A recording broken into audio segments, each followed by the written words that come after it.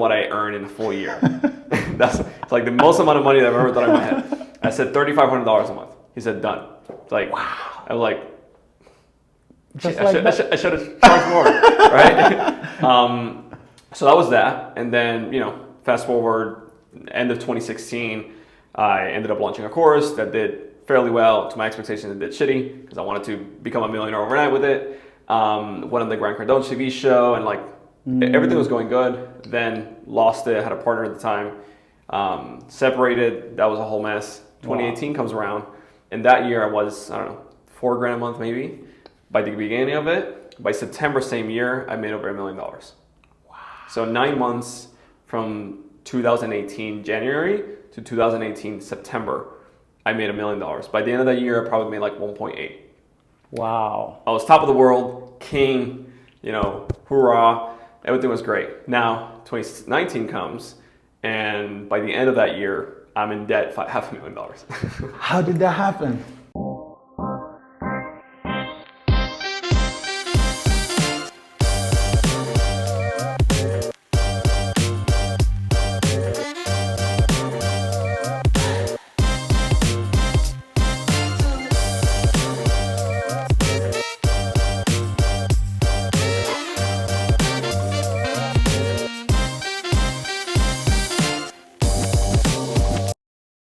Hello everyone, welcome to another episode of the E-Formula podcast. I have a really special and unique guest in the house today. I have Pena. Welcome to the podcast, man. Appreciate it, bro. Man, when we connected, I was like, I cannot wait to get you on the podcast because I've been seeing your stories, your reels, really educational, really inspiring. And I'm like, wow, this is the type of energy we need at the E-Formula podcast. Appreciate it. And then I started doing some digging and my mind is like, whoa. So before we get started, why don't you give people like a quick rundown of 15-year-old Pena to Pena being on stage as an entrepreneur the first time around, because you have a unique story. You had 2 runs at entrepreneurship. I'm excited to see a breakdown of that. Yeah, so, Josue Pena, 15 years old, come from the Dominican Republic, born and raised. It's like, I don't know, my dream was to play soccer. That's it. Wow. So that's as far as Josue Pena, 15-year-old, ever thought about. I knew that I didn't want to be having a normal job. That I did know, because I did see my dad work very hard as an engineer over there. And I'm like, and he will come, late at night. We didn't have a lot of money. Food was on the table, a roof over my head, clothes, but it wasn't fancy. I wasn't living life, or whatever. And we didn't have the freedom. I remember that only once a month we would go to the movie theater. Wow. Yeah, because, there was no more money. And when I was growing up as a kid, also there was one time a week I was able to drink soda or whatever, because that's all we could afford. And we didn't even have cable or TV, right? Because there was no money for cable. So during the weekends when I went to my grandma's house, that's when I watched TV. So anyways, that's how I grew up, and I knew that I didn't want that. I didn't know how things turned out, obviously. But 15-year-old Josue, all he was thinking is become a professional soccer player. That's it. Wow, epic. And now from soccer, there's a little bit of story behind it that I was fortunate to read about your transition from being obsessed with soccer because of an injury, transferring your skills to the social media world, and that led you to start your own agency to help other people grow their social media platforms. So can you talk to people about why Pena is not playing soccer today? Yeah, so after working 10, 12 years over the same dream, right? Making it here to the States, moving from DR to Indiana, and getting the chance to become a pro, because I started social media just to be able to get out of DR and get seen by professional teams. That was my plan. It worked through an agency. I got contacted. They were like, hey, what we do is we place players like you in tryouts and in teams, and we want to use it as a case study so you can promote us on social media. Wow. So that's kind of how that happened.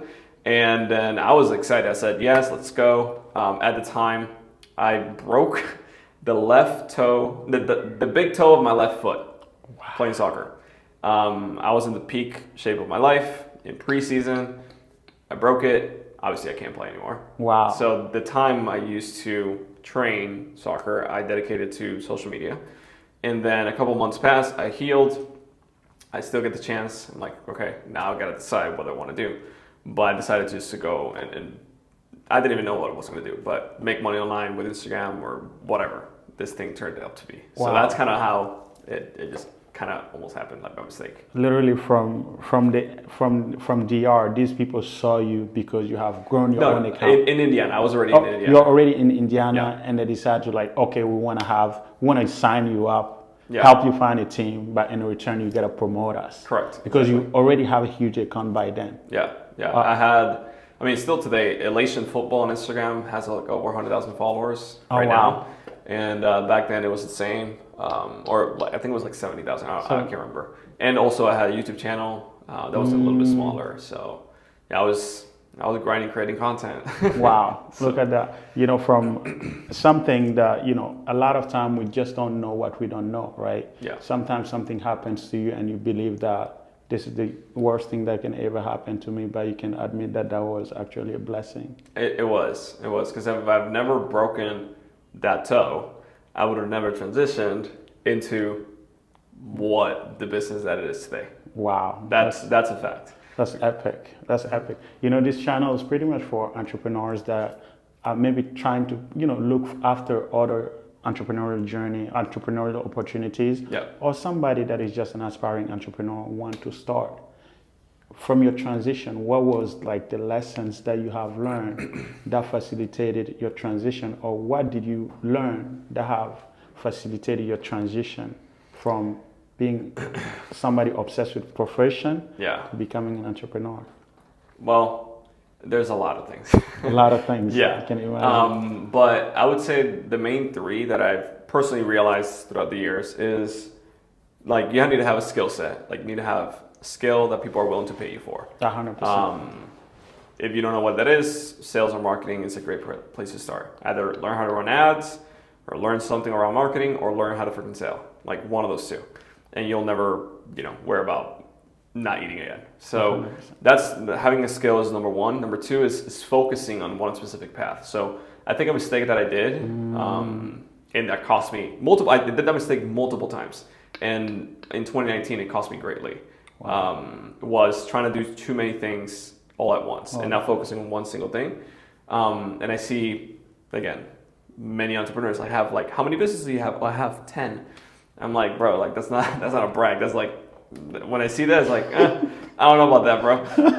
You should have like one and that's it. Yeah. So it's focus. It was one thing that took me a long time to learn, and I'm still learning because there's always that shiny new thing that's coming 100%. up, that new thing that's gonna, Wow. So it cost me a lot. I mean, this year it cost me a lot. Crypto went, poof.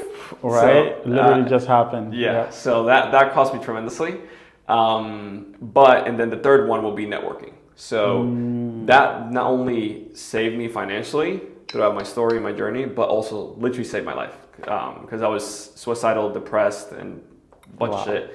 And it wasn't because of the networking, the people around me. I don't think I would have been able to like break out of that environment. So like those three things, I would say skill, focus, and your network is, in my opinion, the three things you absolutely need in order to excel at anything in life. Wow, that's powerful. And the number two really hit home for me. Focus. I'm a big reader. I read a lot. Yeah, back in 2018 or 19, I read Finding My Virginity by Richard Branson. And I just developed huge obsession about how he brands himself and the amount of company. He has over 300 companies. Truth. Right? And I'm like, I'm the next Richard Branson. And I went down that lane.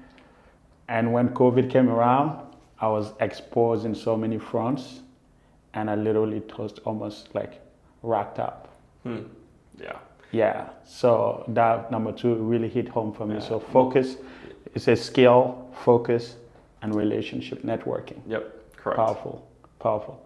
So you have an incredible, you just mentioned something in 2019. It cost you tremendously. Yeah. Can you share us a little bit about that story Yeah. in 2019? Yeah, for sure. So just to back up a little bit more before that. So 2016, September 13th, 2016 was my first paying client. I remember to this day. Wow. And I remember like being on a Zoom call phone call. And then he wanted to hire me for consulting services for me to like express my expertise growing Instagram accounts. And he's like, I want to grow my Instagram account. How much are you going to charge me per month to have one call for me? Like consulting, like one-on-one. Wow. I'm like in my brain, I'm coming from DR. I'm an engineer by degree. The max amount I've ever made per month by that time was like $300 a month as an engineer in DR. In my head, it's like, okay, I'm going to charge him more than what I earn in a full year. It's like the most amount of money that I've ever thought in my head. I said $3,500 a month. He said, done. It's like, wow. I was like, I should have charged more, right? So that was that. And then, fast forward, end of 2016, I ended up launching a course that did fairly well. To my expectations, it did shitty because I wanted to become a millionaire overnight with it. Went on the Grant Cardone TV show and like everything was going good. Then lost it. Had a partner at the time. Separated. That was a whole mess. 2018 comes around, and that year I was, I don't know, $4,000 a month maybe. By the beginning of it, by September same year, I made over $1 million. Wow. So 9 months from 2018 January to 2018 September, I made $1 million. By the end of that year, I probably made like 1.8. Wow. I was top of the world, king, hoorah. Everything was great. Now, 2019 comes, and by the end of that year, I'm in debt $500,000. How did that happen? Just a lot of uneducated bad decisions. I was blowing a lot of money too, right? It's like when you're making that amount of money, you're like, I'm netting $100,000 something cash. Come from DR, like I'm making like more than my entire family combined has ever made an entire lifetime in a month. It's like, or something. It was stupid. And then so I'm like, just blowing it up. So that's one. Two is not focused, like I said. So one thing was working well for me, which is the agency, and second, the course.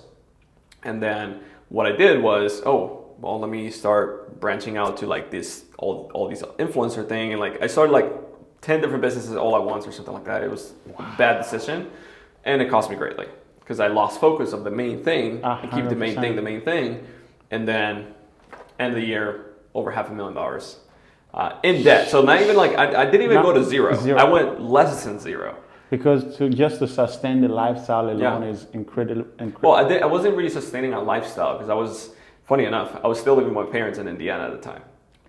Wow, yeah. Really? Yeah, so I was still living there, but I was traveling all over, right? I was traveling to San Diego and Atlanta and Vegas and Miami and like... Just living it up. Yeah, exactly. But even though I have very quote unquote tiny living expenses, my lifestyle, partying or whatever, like traveling wise, it was a lot. But I made bad business decisions that led me down that road. The bad business decision was like the main lead of the whole situation. Yeah. So what happened in 2019? It was a couple different things. So one, I got screwed over by a big influencer, which I'm not gonna name. Wow. So I made him a ton of money. He paid 25 G's. From that 25 G's, I made him a ton of money, like 375K. And then there was a contract for a year for $100,000 a month plus a 20% profit split. So it was a huge, it was the biggest contract I've ever signed in my life. $1.2 million plus a 20% on top of that. So it's like probably was going to be like $2 million by the end of the year just in that contract alone. I was like, I am the boss. Nobody can beat me. Whatever. That was like April 2019. And then I started hiring a bunch of people like before the even paycheck came in. And what ended up happening is the person who brought the deal took the deal and like screwed me over because I didn't have anything written in contracts. Wow. Yeah. So now I have this massive overhead. And then I have this, like, I had like, what was it, like 3 influencers that I was managing their brands for. I had an office, which I still freaking have here in Miramar in Miami, which I'm getting rid of right now, but I still have it. Wow. And the lease was on that thing. Now it's less, but it was like $7,500 a month.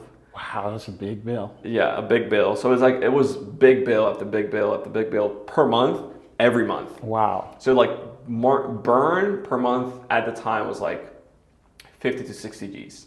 a month. Just burn alone. Just burn. And obviously, main business is making more than that. So I'm like, cool, whatever. But I didn't make the main business the main business. The main business went down. And then I would try to do all this stuff, and that didn't work. So that's how it ended up becoming a massive, Learning problem. lesson. Yeah. Yeah. Wow. So this is, like there's only few people can come back from something like that. well, yeah, I don't know. Like, what's the secret? Like, you mentioned the three things, but besides that, do you think? So the thing is, like, for me, there is no plan B. It has to work. Yeah, it has to work. And I think that's what, in my opinion, and I'm gonna generalize, Americans are weak. Yeah. They're for lack of a better term, pussies. 100%. Like, they're weak, and they're complacent, and the whole problem in LA and like New York, like with this homeless stuff, like whenever I see a man that's homeless, I'm like, bro, like, what are you doing? What's going on? What's going on? Like, if I see a woman that's a widow, that's older, like, that's fine. Like, I'll help her. But like, when you're a man, you're homeless, like, dude, like, you have two hands, like, go freaking work. Like, I was working under the sun as an engineer, making $300 a month. You can make more than that in McDonald's if you want to, 100%. flipping burgers. Yeah. Go work. So anyways, for me, there was no plan B, because at the time I had a student visa, right? That's number one. That freaking nobody knows. Nobody knows. And the reason why I'm like now sharing is because I got a green card. So I'm like, fine. Congrats. Yeah. I So still cannot share some things because I'm still on the process. I feel you, bro, dude. It's painful, I know. So anyways, I had a student visa. So for me, there's no plan B. It's like, for me, it's like, if a student, like, I'm going to college too, by the way. Wow. I have 2 master's degree and an associate's degree, apart from my engineering degree. Wow. So I'm like doing all that stuff plus working. And so for me, there's no alternative. Like, there's no plan B. Like, this has to work no matter what. Because if not, what is my other choice? Going back to the R. I'm like, I mean, if I have to go back to the R, go back to the R. Whatever. And I'll figure it out. But I prefer not to. Right? 100%. I prefer not to. The United States is the greatest economy in the entire world. You have endless opportunities just because you're here. 100%. That's a fact. So, anyway, that was my train of thought. I was like, I am not quitting. There's no way around it. There's no way around it. When you mentioned the idea of America, I think it's because mainly we was blessed to experience, me personally came in this country in 2013. It's because we was blessed to see the alternative that we get to really appreciate it more. Yeah. Imagine like somebody that is just born and the parents will hold their hand and go get like, what do you call it? The week or whatever they call it, to get money from the government. Oh yeah. Right? Yeah. I don't know what it's called, but yeah, that thing. Imagine, right? Somebody, your parents, you grew up and you see your parents holding your hand to go get that on a weekly basis. What are you going to have in your mind growing up? Yeah. Imagine if your mom didn't get to go get that thing and you happen to ask for something, be like, hey, I didn't get to go get it. Yeah. So you learn at the early age that you have to depend on what your mom is getting. Yep. And guess what that does? There is this amazing phenomenon called condition helplessness. And this is what the majority of people in America goes through. Yep, I agree. Make them believe that, hey, we got you covered. Just go vote us. Yep, exactly. We got you covered. And you're like, okay, I voted. Now, that's why you see people in the street complaining. Have you ever went out to complain that gas price is high? What's funny, in DR, the gas prices have always been higher than the United States. And there's pesos, Dominican pesos, not dollars. Wow. So gas in DR was higher than the United States in like the conversion to dollars. So it was like, when I was living there, it was like $250 a gallon, pesos a gallon, which at the time was like $7. Wow. A gallon. The highest we ever saw here was like $5. $5, right. So it's like, so it's like, whatever. It's literally conditional helplessness. Yeah. Because when they tell you, hey, this is expensive, $5 is expensive, and in your mind, $5 is expensive, that's it. Yeah. That's just a train of thought, and that's like, I would say we are truly, truly blessed, and I don't take this for granted for a second. Having the mindset and the clarity to be able to see things in a certain way, so unfair. Yeah, I mean, I think I don't know. It's like I am the only person that I know from Dominican Republic that's been able to like break from where I was born. But I feel like I was always like the odd guy. I'm an only child that, you know, grew up alone, whatever. I did have friends and cousins and everything in DR, but for whatever reason, my entire time, I didn't want what I saw in DR, like ever.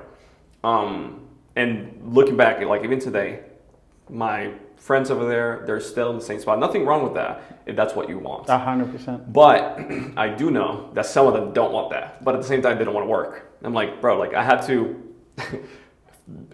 immigrate from DR after I was an engineer and go to college as an associate. So that's like Downgrade. bachelor's degree, engineer, electrical engineer, associates. It's like Wow. I went backwards technically, just so I can get in this country legally, right? There was multiple ways of doing it. I did it legally, and that's what I did. And I was in college since what, 22? When I was 22, I'm 30 now. So Wow. 8 years. 8 years. You still in? No, I got the green card in July. So Oh, thank you. Thank God. I'm like, peace. I came in the country with a student visa as well, so Yeah. I'm not gonna share anything about that beyond that. Yeah. But like, I mean, I've been in college 8 years. Think about that. No, Yeah. or more. Like since I was 17, I've been in college 13 years. Wow. It's like, but it was simply because I was not willing to give up on what I had. 100%. The dream of being in this country. You Yeah. know, you remember the incidents that happened in Afghanistan. You see people holding an yeah. airplane. Think about the thought that someone has to develop to hold an airplane to come to a country. Yeah, that's like I'm blessed that I was born in DR. That's like there's people that have it like way worse. Right? So And when you think about somebody currently in this country and they're not appreciating the country and complaining about every single thing that is happening, yeah, it's like stop complaining and trying to find solutions. Yep. And see how that happen, it would go, you know. So this is interesting. So no going back, and that's like a big statement in the commitment side of things. yeah. Tony Robbins calls it burn the boats. Burn You the gotta burn boats. the boats. 100%. I love that mentality. It's like move. I have a friend called Ricky Mateka. I don't know, maybe you have heard of him. No. He's like keep it moving, even Yeah. if the wheels are off. Just keep it moving. Yeah. You know, and that's the mindset pretty much, because without consistency, only few things can realize itself. Exactly. You know? So yeah, that's really interesting. And now you run online CEOs. Yeah. After the first bottleneck, when you had to like restart all over again. Oh, before we get there to online CEOs, you were still living at your parents' house. Yeah. What was the hardest thing to deal with when the whole thing happened? So, in 2019, April, right, was when I got the contract. I was super hyped. I was still in living at my parents' house. In May, I moved to Miami. I used to live in Davie. So, and then everything went downhill from there. So I literally moved out, and then everything came crumbling down. That was hard for sure. But I mean, in Indiana, there's nothing there. It's like there's corn, there is an empty field, and there's, I don't know, nobody. So it's like, it was whatever. So there's literally nothing in Indiana. But it did give me, one thing Indiana did give me was, since there's nothing to do, the only thing you can do is sit in front of your computer and freaking work. So that was a blessing that I see today looking backwards. Because if I would have lived in Miami from the beginning, I would have a lot of yeah, I would party way too much and not done anything. But yeah, that was 20. So I moved to the States end of 2014, December 2014, and then I moved to Miami to May 2019. May 2019. You lived in Indiana for 5 years, and then when you moved here, things started happening. Everything went south. You know, one of like the natural thing that's gonna happen when you are here, there's a lot of people who's gonna be around you. Yeah. Some of them are good people with good intention, but some of them are just there because of the title that you have and whatever you have. what happened? Did you experience any of these type of situation when things went downhill? Yeah. Did you have people leave your life? Oh yeah. So I mean, I didn't know anybody in Miami either. It's like I knew a couple friends that I'm still friends today. They're solid people, but I didn't really like have a solid network in Miami because I didn't live here. So, but 100%, like I mean, as I was going through everything, nobody knew what I was going through. Like nobody, ever. Like this is the first, like recently is the first time I've shared this stuff after years, because throughout the entire time, like nobody knew what was happening, like ever. I mean, in 2019 I ended up working in a gas station too. So 2019 to 2020, working at a gas station, nobody knew what was actually happening, because literally what I was doing is from 5:30 to like 3 p.m. cashier, standing up in the gas station working. Wow. Then from 3 to 6, or I don't know, 3 to 9, another 8 hours, I would work or try to work, because I mean you're drained by that point, and then go back home, and then college. Wow, that's like a 3 shift in one. Yeah. So and then college, homework, whatever. So I would have to do that, and then the next day the same thing. Wow. So, but again, nobody knew that because I wasn't gonna publicly say it on social media. But there's a few people that knew, and they realized like something was off, and they started like bashing me and hating. Like there's posts even online at the time. People will go and to the gas station, and they would like take pictures and videos of me, like how is this guy running, like how is this guy claiming, and how this like 2 Comma Club award that he made last year, how is he there, and then in a cashier doesn't make sense. And I get it, but at the same time I will never hate on anybody 100%. or put them down because of that, right? But they were bashing me, hating, like it was all over internet, Instagram, everything. Wow. But they never knew what was actually going on, right? That whole process was tough, like super, super tough. My face broke, like insane acne from the stress and everything else. So yeah, it was a very tough time.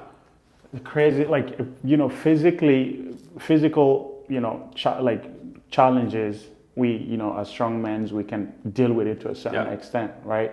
But emotion, there is no boundaries. Yeah, dude, and then so there's a saying in Spanish that when the tree is down, that's when you freaking stomp it or whatever. I don't even know the direct translation. Point is that when you're down, typically shit goes wrong.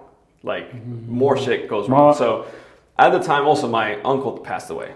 Wow. So it's been like literally the day before Thanksgiving, as I was flying to New Jersey to see him, because my family lives in New Jersey.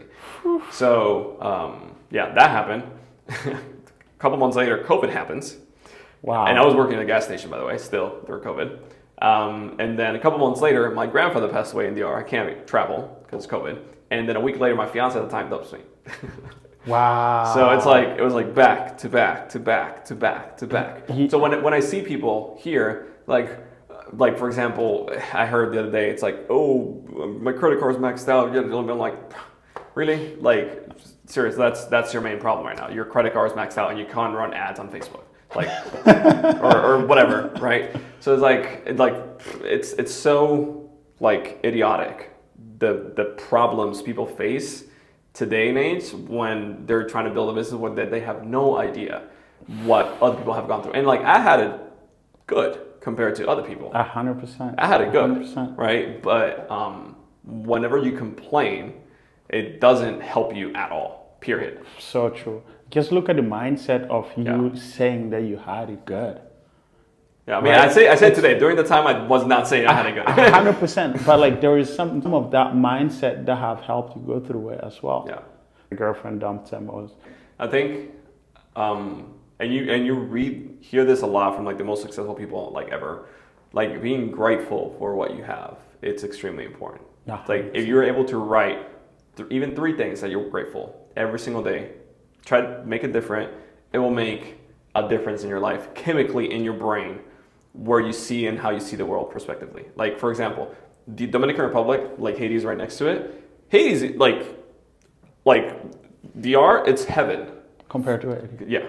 And the reason why I know that is because when the earthquake happened, my dad with the church was very involved, like missions and delivering food, and I saw like fucked up shit over there, Wow. and knew a lot of stuff. Like, I'm not gonna get into politics, but freaking like Hilton, like that party, they did very fucked up shit in Haiti. Wow. Anyways, I saw a lot of stuff, and I realized like, oh no, like we actually have it very good in DR, like super good compared to their entire system that they have.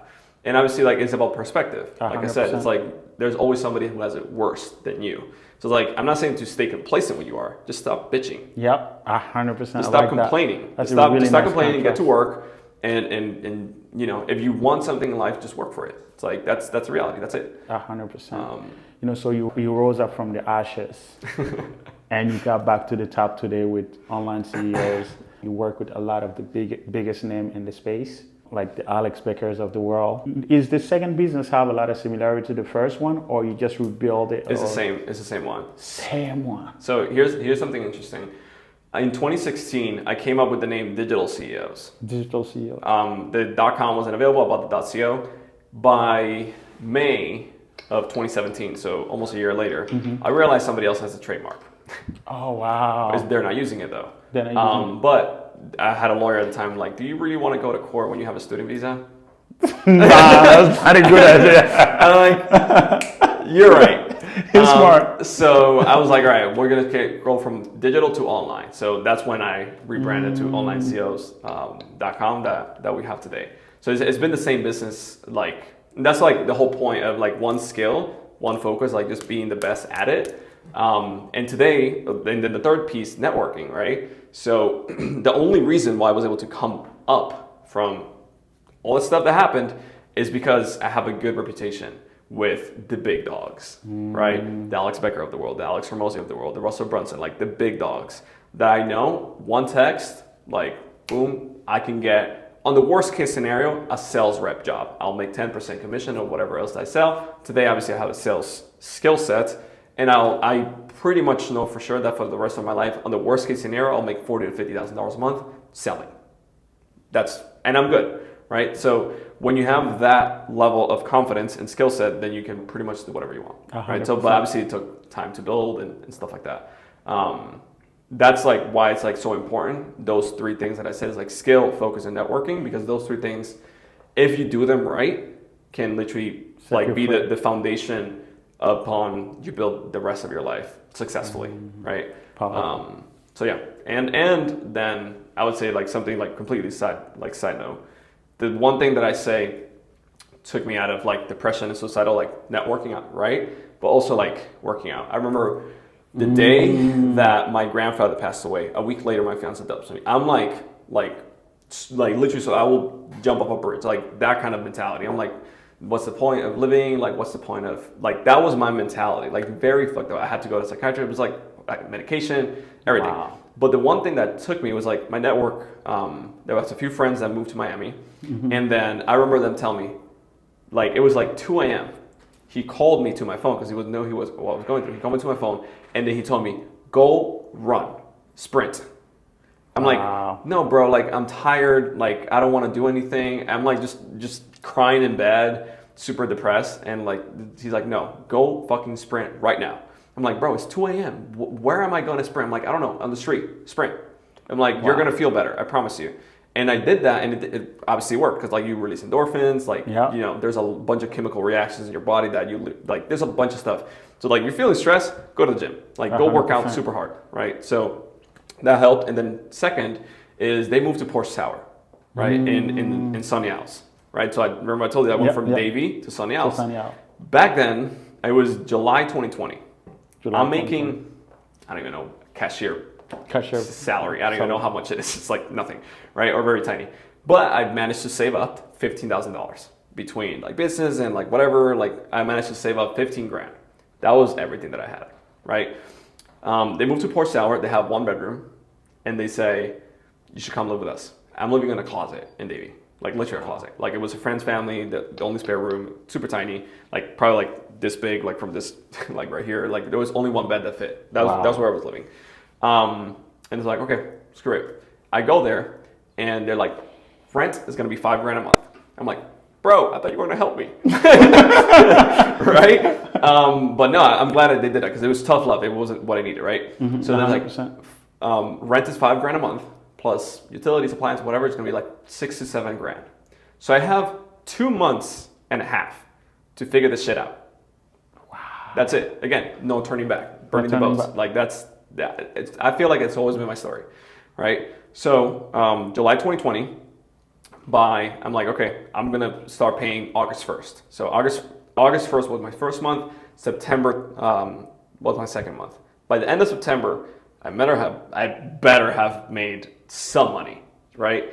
But obviously by that point, I already had skill sets. My name was known. My personal brand was pretty strong, etc. So it took me less than 30 days to build the business back up to 89 grand a month. So August we did 89K. September we did like another 80. So like by the end of the year we were doing back to like 189K ish. I'm still in debt, by the way, but we're building back up. Yeah, building back up. And then January comes. I think January went a little bit down. It was like 89K. And then February was like 220, 250, and then it was like 210. Like it just grew very quickly. So yeah, that's what happened. But going back to my main point is the three things: skill, focus, and networking. Without those three things, I would literally not be here today. It's like my network, my relationships took me out of the place that I was depressed, suicidal, and that not only helped me personally, but also business, right? Because I changed my environment. It's Porsche Tower. I don't know if you've been there. It's insane. It's I've never been there. It's freaking elevator car parks in your freaking. I drove by it and I heard a lot of stories. It's a freaking car elevator in your apartment. It's like 29th floor. That was ours, and it was insane. It's like the most luxurious building I've ever been. Wow. And that's where I was living. So it's like think about this. I went from cashier 1 month ago to now living in one of the most luxurious buildings in entire Miami with Maluma, Anuel, celebrities being my neighbors. Messi had the apartment literally like up, like right above us. So it's like, that's the kind of level of person and people that's right there in this building. So you go from cashier to that, obviously like, there's two ways you can see that. You can like either fail like miserably or that motivates you and pushes you. So changing the environment, I think is important. But that would have never been possible if I didn't build like for, what was it, 4 years, 2016 to 2020, build and plant it for 4 years, good relationships, build my skill set, get my personal brand known. And then by that point, then things were ready to be reaped, if that makes sense. Wow. You know, it's like there is this saying that you change your place and you change your luck. Yeah. You went from New York to Miami. 100%. I came to Miami and just coming to Miami, you know, made a relationship, a whole old partner, like literally the person that I bought my first course from, saw everything that I was doing. Is like, well, we're launching something new, and with your website design empire, I think you can really, really help us a lot. And I became a partner in the same course that I bought in 2016 to start my journey. Wow, that's awesome. I love it. So because I came to Miami. If I didn't come to Miami, none of that would have happened. So change your place and change your luck. It's something really powerful. And another thing is just the confidence that these people have in you, right? Like you was in a position where like, okay, you are in Davie, right? You're working in the gas station, school, and that's it. Yeah. And then like leave the gas station work. And you see, one of the things that you did that not many people would do is that, I cannot afford to leave my job. Literally, what's stopping a lot of people from becoming entrepreneurs is that they don't want to leave what they have. So it's like, if you have 2 quarters in your hands, and to let them go, you're not going to be able to hold $1. Yeah. Right. Yeah. But I think at that time, I understand what you're saying, but at the same time, I wouldn't recommend people doing that. No. Because it was a lot. I mean, if you have responsibilities and family stuff, do not do that. No, but I would recommend for most people to save up, right? And if you want to be an entrepreneur, because it's not easy. Like, it's not glamorous, it's not fancy. It's like 100%. it's you're eating shit for like 5 years, and then you're gonna come like you're making less than minimum wage for like a long time, and then you're gonna come up top. And then everyone's gonna be like, "Oh my God, I can't believe you did it overnight." That's right. But what happened then, it was a calculated decision. So again, I'm an engineer, 100%. even though I never wanted to be an engineer. But I'm an engineer, that's how my brain works. And what I did was like, all right, 15 grand is nothing. It's like, might as well have zero. Yeah. Like $15,000, that's nothing. Like it's actually nothing. And especially me being with the mentality of making 100 grand just 2 years ago. By that point, I'm like, this is like nothing. Like I was making this a day. Yeah. Right. So that was one thing. It's like realize that whatever amount of money you have is nothing. Right. It's just paper. So I'm like, all right, it's 15 grand. It's whatever. It's like it's nothing. So there's gonna happen two things. I can stay where I'm at, and in 6 months, those 15 grand are gonna be depleted. Right? Or I can just burn it in 2 months, right? Then figure it out. And figure it out. It's like worst case scenario, I'll be happy for 2 months. I'll have an amazing view. I'll have an amazing house. I'll walk on the beach. Worst case scenario, 2 months. The gas station's not going anywhere. I can come back, whatever, right? So that was my train of thought. It was like 2 months versus 6 to 8 months, same amount of 15 grand, they're leaving your bank account no matter what you do. Either 8 months or 2 months. 2 months, yeah. You decide which one you want. I decided obviously for 2 months because I was like, okay, I can take the 2 months, build everything back up. I'm going to be in a different environment. I know what to do because I knew what to do. I just needed to get out of the structure, the box that I was in. And that's what I did. And it worked, right? But I would not recommend that for everybody. Yeah. It's like, if especially if you're a pussy. Especially if you complain a lot. If you're complaining right now, just stay there. You can stay and you're literally like flipping burgers in McDonald's. If you want more out of life, then I would 100% recommend taking a course to learn a skill, like some sort of skill in marketing or sales, like I said, and building your stuff up. If you do want to have great success, build your personal brand. Like that's what I recommend. But yeah, that's what I did. So when you went back there, and I remember you said we a couple of times, like we did $86,000. Yeah, so I had a team. You was able to put the team back together, or you never let them go? I never let it go. So wow. And maybe like that's a flaw in me. I don't know. But when again, remember like 2018, and it wasn't a big team. It was like maybe 3 people or 4 people. Most of them overseas too. So 2018, we did $1 million something, right? Mm-hmm. And then 2019 comes, everything lost, right? I did have a bigger team, employees, whatever. I had to let go of most of the Americans. Again, going back to my point, most Americans are weak. Yeah. Like they're just are. And they don't work hard. They're entitled. They're just bad. They don't appreciate opportunity. Yeah, exactly. Anyways, so that was 2019. 2010 comes. The people that are with me then are like ride or die. It's like I don't want to let them go.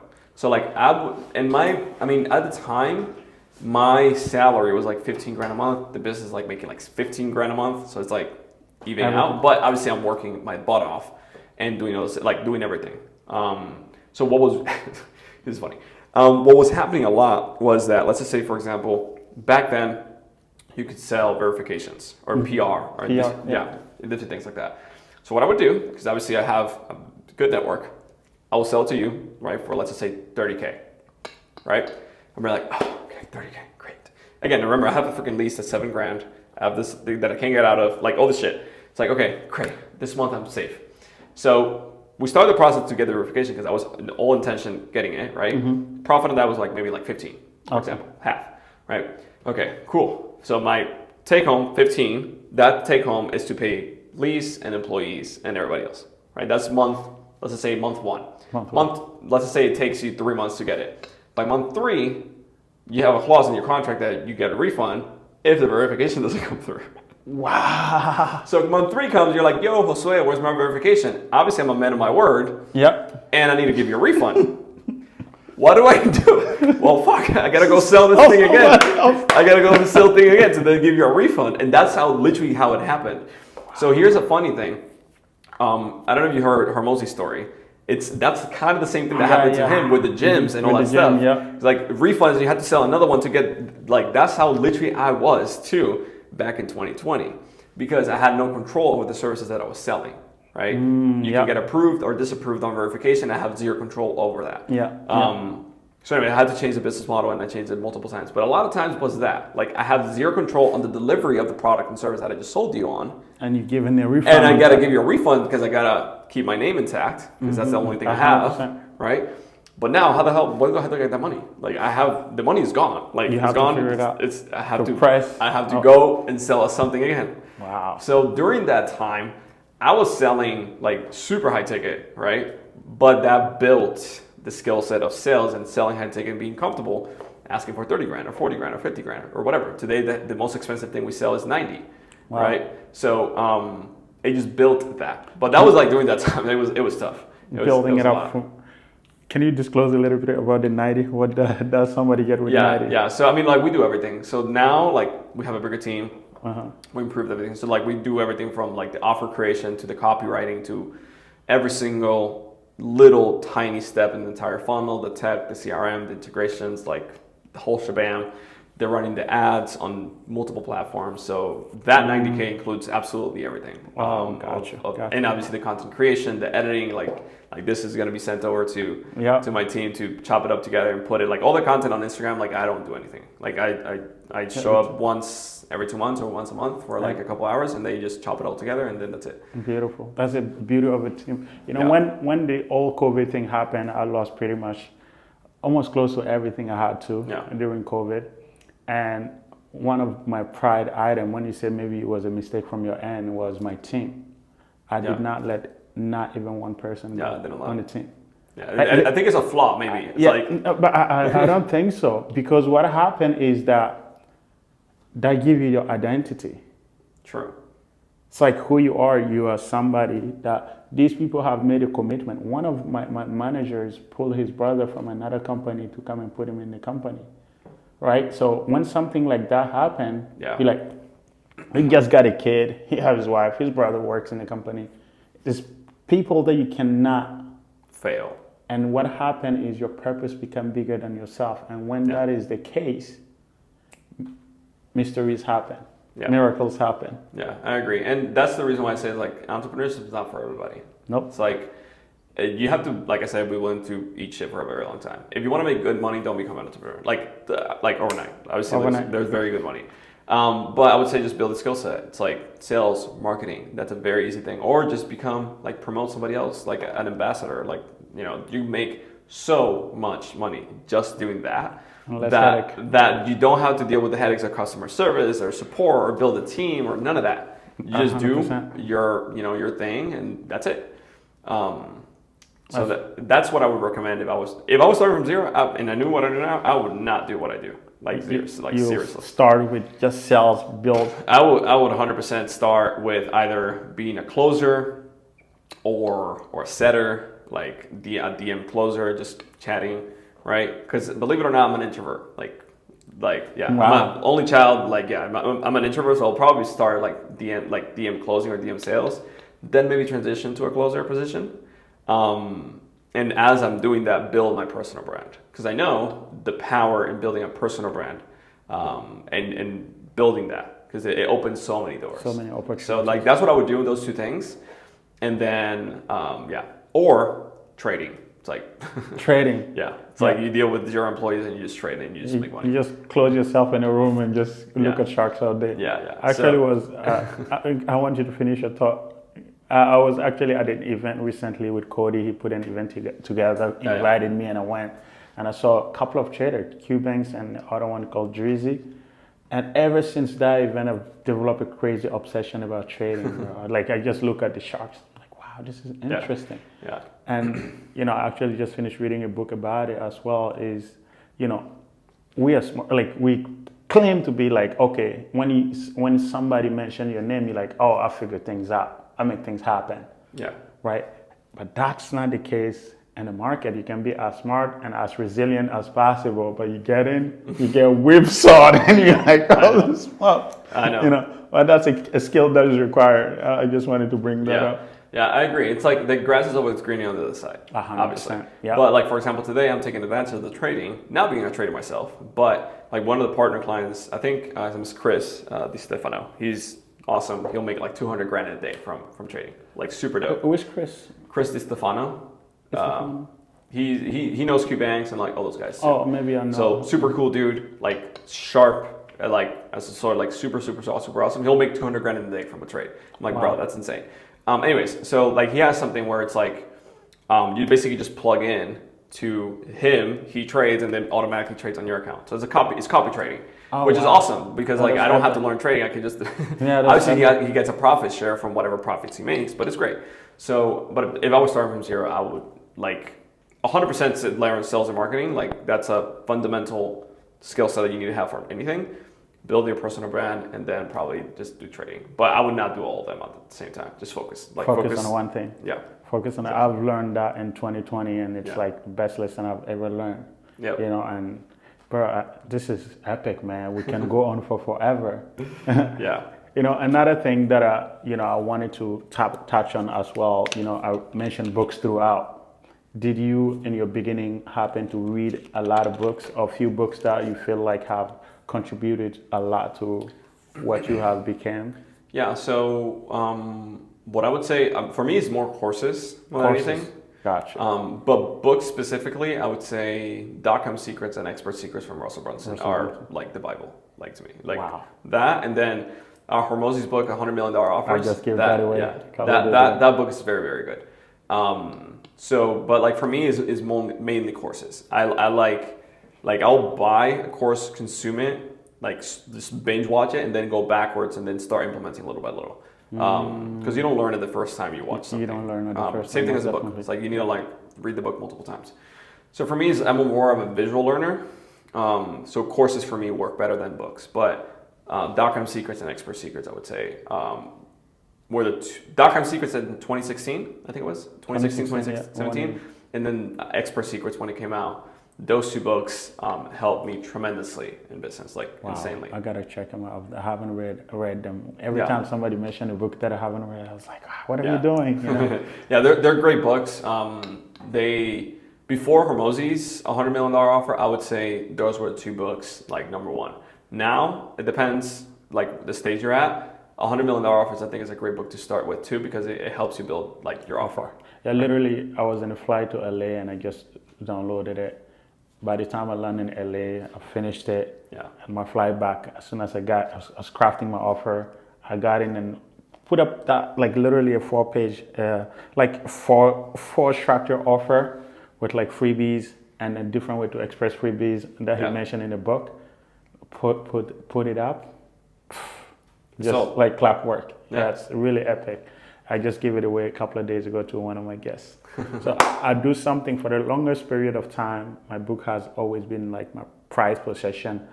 If somebody wants a book that I'm reading, it's like I can send you one from Amazon or whatnot, but you cannot touch my books, you know.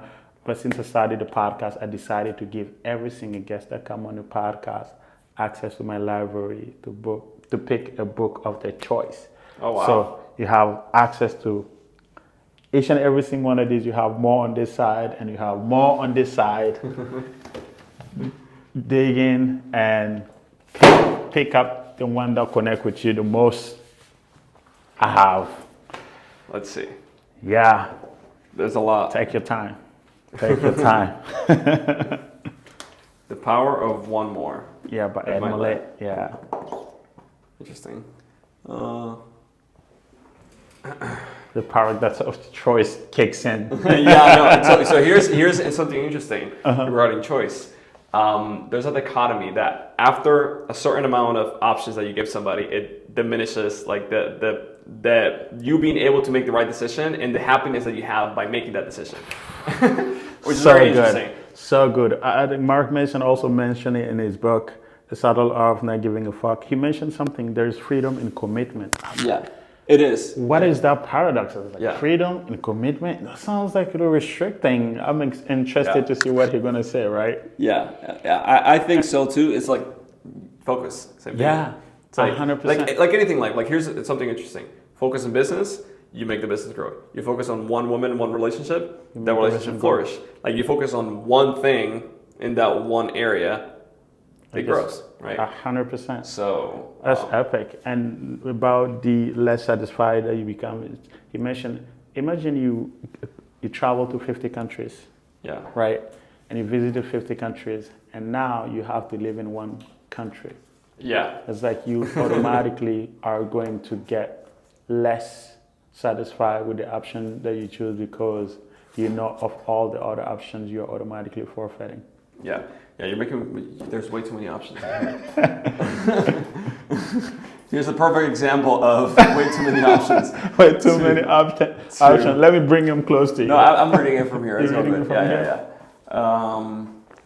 Yeah. It's way too many. Trust me, everybody goes through that, bro. Everybody goes through that. Losing my edge. True story. Okay, so I'll probably go with Ed Milet. Ed Milet, yeah. Power of One. He's a G. I respect him a lot and look up to him. Like, he's super solid dude. You know, the concept of one more, he mentioned about his dad's story in there. Really, really powerful. Really powerful. He mentioned about his dad quitting addiction, right? And it's like, I'm just not gonna do it today. Do it tomorrow. Yeah.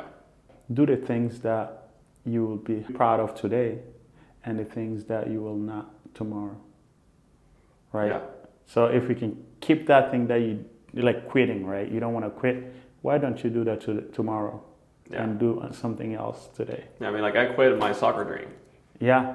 Because you had something else that... Exactly. So I think it's just that we always have the trade-off of what we want the most versus what we have today. And we just have to make that trade-off 100%. consistently and right. Because, like anything, it's like, if you want a six-pack, stop eating McDonald's every day. 100%. It's like, if you want, like, financial freedom or whatever, stop working, going to Miami and spending it in bottles in the club. 100%. Right? If you want to make more money in your career, go freaking learn a skill set that makes you more money. Makes you more money, literally. Right? But the one thing, don't complain. You can either complain or make money. What you want. Yeah. But you can't make both. So you know, it's funny. Like, people see I work out. I made a commitment. I read Robin Sharma 5 a.m. Club, a phenomenal book, and I decided to like commit to work out every single day of my life. And today I think I'm like 550 since then, every day. Doesn't matter, even if it's 20 minutes, even if it's 10 minutes, you just have to clock it in. And people ask me, it's like, oh, you love working? I was like, no, I don't like it. Yeah. But I know that what I'm gonna get if I don't work out, I would not like the outcome that I'm gonna get if I don't do what I don't like today. Exactly. Right? Because I believe there's people at 50 in a retirement home because the legs are shot. Yep. I always tell that to everybody. Imagine, and they was not born like that. No. It just sneaked up on them, and they can mess around and live another 45 years. Die at 95 and spend half their lifetime in a retirement home. That's the thought that is in my mind consistently. Yeah, that's true. Cannot afford not to. Yeah, I mean, I don't, like, my grandparents, like, my grandfather was like 95. Wow. And he was like doing everything. So I agree with you. It's like, sacrifice the little unpleasant thing that you have today for what you actually want. It's like the sacrifice you need, the trade-off you need to make. 100%. I think we're going to wrap it up here. Yes, sir. Pena, thank you for coming. This is really, really amazing. I think we covered a lot of things in such a short period of time. If you're watching the YouTube version and you're on the go, you can listen to the podcast version of it as well. Share this to anybody you think would benefit from this as well. Comment below if you have any questions. And we have a Facebook group, the eFormula Facebook group, where we post a lot of consistent stuff about entrepreneurship, about the guests that we have here. So you get to learn more about everything that they're doing. And if you want to follow Pena on Instagram, a very short... Yeah, P-E-N-A. P-E-N-A. It's like very short, name, four letter name. That's my last name, Pena. Wow, it's hard to get, I can imagine. Yeah. Imagine you had to fight all the Pena, even Don Pena from... Well, they tell me that. They say that, like, are you family with Dan Pena? I'm like, no, not at all. Oh, like, Don Pena, he's the G. He's the G. But the thing is, like, my actual name is Josue. Josue, yeah. Like, when you read it, people say Josue. Josue, so it's like Joshua, and you like just... Yeah, it's Joshua in Spanish, but people say Josue, like, they say all sorts of stuff. So I'm like, all right, whatever. Like, just Pena. Keep it short and shit. Yeah. Thank you for watching one more time, and we'll see you guys in the next episode. Bye bye.